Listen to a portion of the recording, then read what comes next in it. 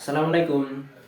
Bertemu dalam video karakter kita, yang mana akan kita bahas berkenaan tentang karakter yang ada di dalam diri kita, karakter yang sedang tersebar di dunia maya, begitu juga karakter yang ada di lingkungan sekitar. Kita mulai video kali ini dengan sebuah pertanyaan.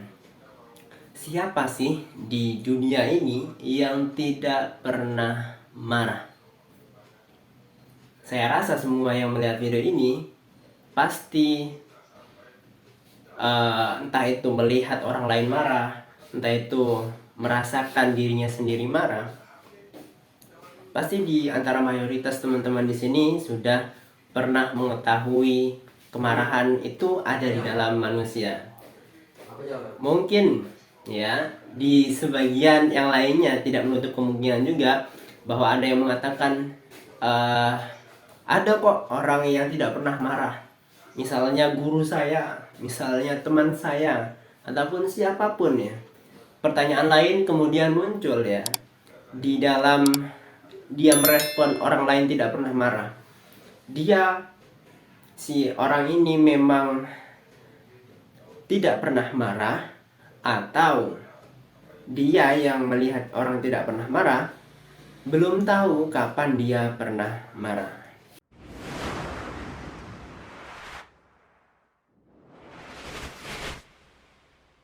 Kita mulai dari sebuah cerita yang disampaikan dalam bukunya Daniel Goleman, Emotional Intelligence. Ada seorang anak, yang mana anak tersebut adalah pelajar di Amerika. Dia melakukan kegiatan pembelajaran dengan sangat baik, sehingga nilai-nilai yang didapatkan antara rentang 95 sampai 100. Dan setiap semesternya dia mendapatkan juara kelas dalam beberapa tahun ke belakang. Di balik itu semua, di suatu waktu dia bertemu dengan seorang guru baru.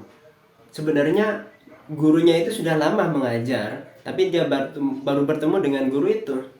Ketika dia mengajar, lalu si anak ini mengikuti pembelajaran dengan baik, latihan-latihan soal dikerjakan dengan baik.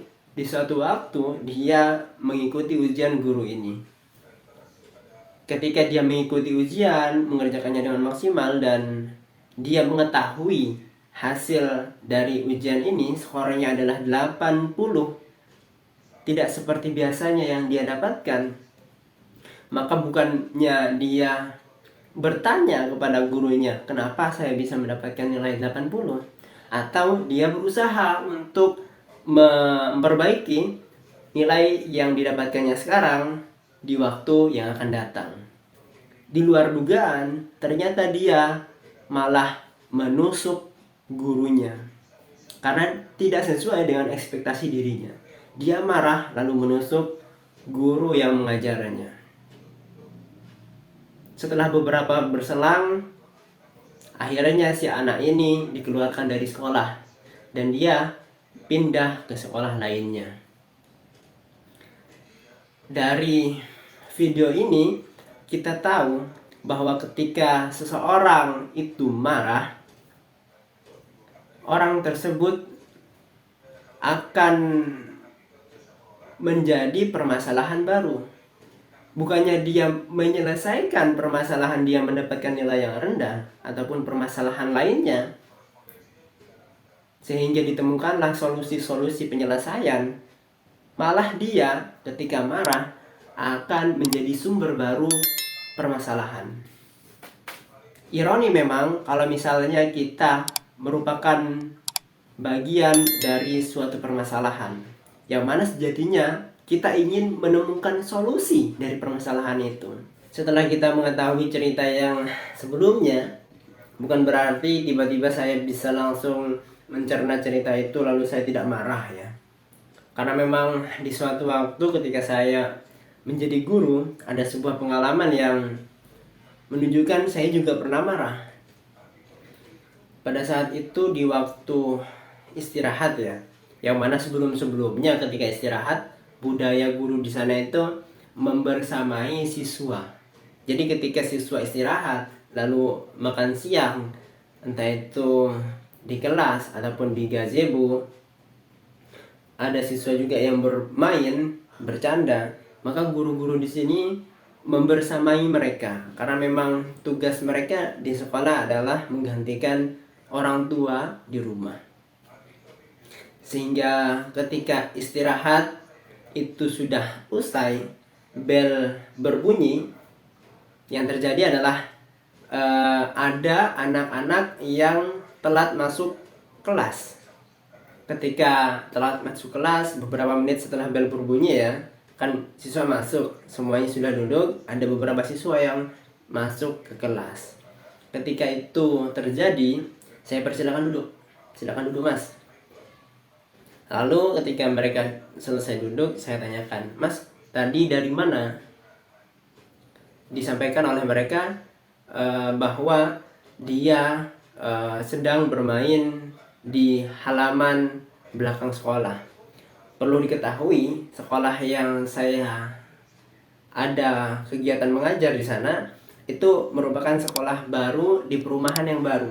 Jadi halaman di sebelah kanan di belakangnya itu masih luas, yang mana belum ada bangunan yang berdiri. Ketika itu terjadi, karena belum ada bangunan, namun di sana ada semak-semak yang tumbuh sekitar pinggang mereka ya, adalah saya sebagai guru, pengganti orang tua, merasa khawatir ketika mendengar jawaban mereka. Entah itu perasaan khawatir atau perasaan takut atau mungkin perasaan marah ya, karena yang mereka lakukan sebenarnya itu adalah berbahaya. Lalu saya tanyakan ke mereka, Mas, kalau misalnya bel itu harusnya bagaimana? Lalu mereka jawab dengan nada yang bercanda, iya Pak, tadi kami keasikan bermain, jadi kami tidak mendengarkan bel. Ketika mendengar itu, dia merespon hal tersebut dengan bercanda, padahal saya merasa khawatir terhadap mereka semua. Entah kenapa rasa saya sebagai guru atau bapak, pengganti bapak di rumah ya, entah itu merasa mulai ada benih-benih seperti rasa marah, rasa amarah. Lalu yang saya sampaikan kepada mereka dengan nada yang lebih tinggi dari sebelumnya, Mas, kalau misalnya nauzubillah ya, di antara kalian itu ada yang dipatok ular ataupun ada yang digigit oleh hewan berbahaya di sana, karena kan kita tidak tahu di semak-semak itu ada apa. Gimana coba? Semuanya diam. Semuanya merasa bahwa kegiatan yang dilakukan itu adalah suatu hal yang salah. Karena perlu digarisbawahi di sini ya, ketika ada seseorang yang melakukan sesuatu yang mana sesuatu itu diketahui oleh teman-teman yang lainnya, permasalahan yang dilakukannya adalah diketahui oleh teman-teman yang lainnya, maka yang harus dilakukan adalah bagaimana permasalahan ini, kesalahan ini tidak diikuti oleh teman-teman yang lainnya. Ya harus dinasihati di depan teman-teman yang lainnya. Tapi berbeda halnya kalau misalnya kesalahan yang dilakukan itu adalah kesalahan pribadi, maka yang harus disampaikan adalah nasihat secara empat mata antara guru ataupun orang yang lebih dewasa dengan orang yang melakukan kesalahan. Dalam konteks ini, si anak ini melakukan kesalahan yang sudah diketahui oleh teman-teman yang lainnya. Yang pertama, dia telat. Yang kedua, dia bermain di semak-semak, yang mana itu adalah kegiatan yang berbahaya. Ketika saya menjawab dengan nada yang lebih tinggi, melihat raut wajah mereka itu semakin merasa bersalah, dan feeling saya mereka tidak akan mengulanginya lagi ya. Walaupun ada harapan-harapan mungkin ya, tapi di sini saya melihat wajah mereka itu sudah merasa bersalah. Ketika saya membaca rasa bersalah itu, Lalu saya tanyakan kembali, kalau misalnya Mas ada, naudzubillah ya, semoga tidak terjadi, yang dipatok ular, nanti yang terjadi apa coba? Yang pertama, dia pasti tidak akan masuk ke sekolah. Yang kedua, dia apa? Terus ada yang jawab, dia istirahat Pak. Ada juga yang jawab harus melakukan pengobatan dan lain sebagainya. Oke, yang kalian sebutkan tadi, entah itu minum obat, istirahat, tidak bertemu dengan teman yang lainnya, sehingga mengakibatkan tidak bermain, itu adalah kegiatan yang membosankan. Jadi kalau misalnya kalian dipatok ular, sejatinya itu kalian akan selanjutnya melakukan kegiatan yang membosankan, tidak bertemu teman dan lain sebagainya itu. Maka mau nggak kalian seperti itu? Semuanya mengatakan tidak mau ya. Seperti secara umum ya, ketika anak-anak ditanyakan, jawabannya pasti panjang, tidak mau gitu, biasanya seperti itu. Dan dari itu semua ternyata memang benar hal tersebut dilakukan oleh siswa karena mereka belum tahu akibat dari apa yang dilakukan. Lalu saya lanjutkan, kalau misalnya Mas ada si Udin ya, si Udin ini bukan nama siswa ya, tapi samaran. Si Udin ini terkena patokan di sepatunya, di bagian kakinya, lalu kena ke sepatu ya. Itu alhamdulillah nggak apa-apa. Tapi kalau misalnya ya, si Udin lagi nyari temannya yang sembunyi nih di semak-semak, lalu dia menurunkan badan mencari temannya yang sedang bersembunyi, dolalah dia terkena patok di hidung gitu kan. Apa yang terjadi ya Pak? Semua anak-anak di sini itu yang saya ingat itu ketawa semuanya. Yang terjadi malah dia bukan menemukan Udin, dia malah dicium oleh ular, dia malah dipatok oleh ular. Nah selanjutnya apa? Selanjutnya dia melakukan hal yang membosankan di rumah ataupun di rumah sakit. Dia hidungnya mancung kayak Pinocchio. Lalu semuanya di sana ketawa. Nah dari dua cerita ini, yang mana keduanya ini adalah orang yang memiliki rasa yang sama, yaitu adalah rasa marah yang dikeluarkan di dalam dirinya. Perbedaannya adalah yang pertama, ketika seorang itu marah, kemarahan itu memunculkan emosi negatif. Yang mana emosi negatif itu membajak otak seseorang sehingga otaknya itu mengarahkan terhadap hal yang negatif juga. Ketika otak ini sudah menginstruksikan ke hal yang negatif, tubuh pun melakukan hal yang negatif.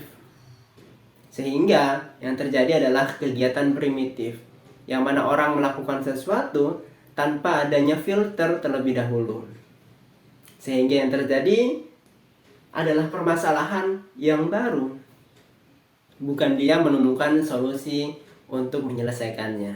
Lalu yang kedua, apabila kemarahan ini disampaikan namun dalam tanda petik ya, kemarahan ini masih di dalam koridor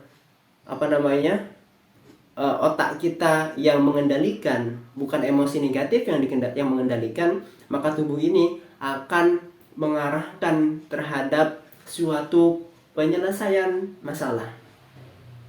Bahkan permasalahan itu ditebalkan oleh dirinya untuk menemukan solusi-solusi sehingga orang-orang di sekitar tidak melakukan kesalahan yang sama. Jadi seperti itu.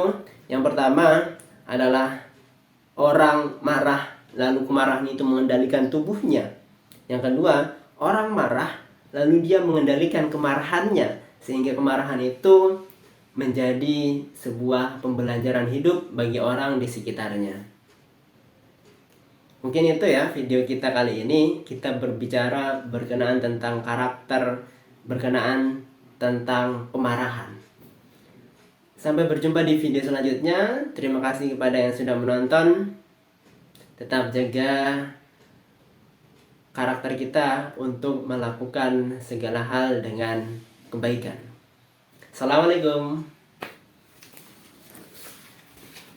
Ya, sudah.